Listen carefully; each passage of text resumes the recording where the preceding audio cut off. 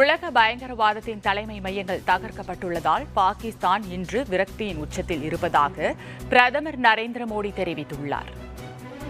Operation Sindoor தாக்குதலுக்கு பின்னர் முதன்முறையாக பிரதமர் மோடி நேற்று நாட்டு மக்களிடம் நிகழ் நேரலையில் உரையாற்றினார். அப்போது இந்திய முப்படைகளின் வீரத்துக்கு தலைவணங்குவதாக தெரிவித்தார். ஆபரேஷன் சிந்தூர் வெற்றி பெற ஆதரவாக நின்ற மக்களுக்கு பிரதமர் மோடி நன்றி தெரிவித்தார். காஷ்மீரின் பெஹல்காமில் பயங்கரவாதிகள் கருணையின்றி சுற்றுலா பயணிகளை படுகொலை செய்ததாகவும் இந்த தாக்குதலுக்கு இந்தியாவின் மறுபடி முற்றிலும் நியாயம் வாய்ந்தது எனவும் கூறினார். அனைத்து சமூகமும் அரசியல் கட்சிகளும் ஒரே குரலில் இந்தியாவுக்கு ஆதரவாக நின்றதாக குறிப்பிட்ட பிரதமர் மோடி கடந்த 6ஆம் நாள் நமது மன உறுதியின் விளைவை உலகம் பார்த்தது எனவும் தெரிவித்தார்.